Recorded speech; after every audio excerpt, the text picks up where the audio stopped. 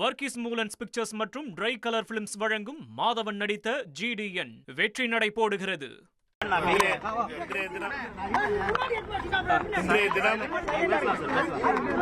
தமிழக முதலமைச்சர் ஜோசப் விஜய் அவர்களுடைய முன்னெடுப்பில் முதல் முறையாக நாடாளுமன்ற உறுப்பினர்களோடு அனைத்து கட்சி நாடாளுமன்ற உறுப்பினர்களோடு அழைப்பு வந்து அதுக்கு மேல அந்த கூட்டம் மிக சிறப்பாக நடைபெற்றது.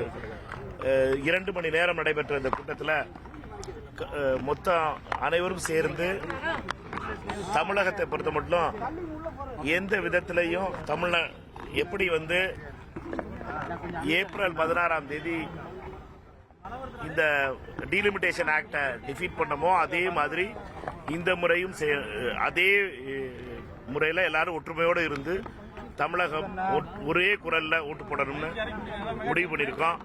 எங்களை பொறுத்த மட்டும் 543 தொகுதிகளும் 39 தொகுதிகளும் தமிழ்நாட்டில் இருக்க தொகுதிகளை பாதுகாக்கணும்.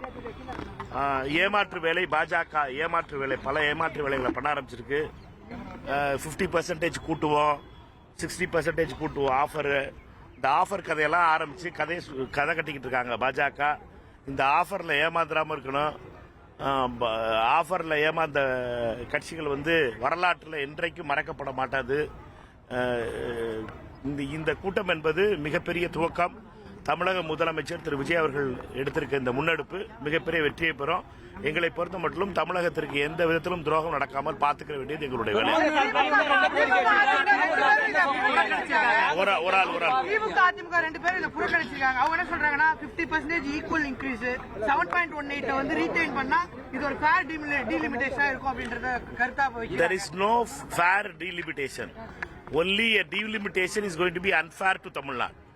இது வந்து தவறான புரிதல். இது வந்து தமிழ்நாட்டை பொறுத்த மட்டும் தமிழ்நாட்டுக்கு ஒரு ஃபேர் டீலிமிட்டேஷனே கிடையாது. தமிழ்நாட்டை ஏமாற்றுவதற்கான வேலை, தமிழகத்தை ஏமாற்றுவதற்கான வேலை.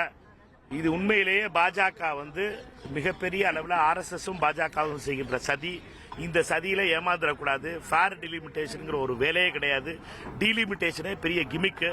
இந்த டீலிமிட்டேஷன் என்பது உண்மையிலேயே தமிழகத்தினுடைய அதிகாரத்தை புடுங்குவதற்காக நடக்கின்ற சதி. இதை எதிர்த்து 543 இடங்கள் 39 இடங்கள் இதை காப்பாற்றுவது மிக முக்கியம் நாங்கள் நினைக்கிறோம்.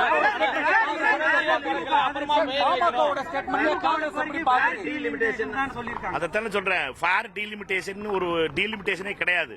ஃபேர் டீலிமிட்டேஷன் என்ன, அது வந்து ஒரு ஃபேக் டீலிமிட்டேஷன். ஃபேக் டீலிமிட்டேஷன் ஆதரிக்கிறது நியாயம் கிடையாது. டீலிமிட்டேஷன் தமிழ்நாட்டுக்கு எதிரானது.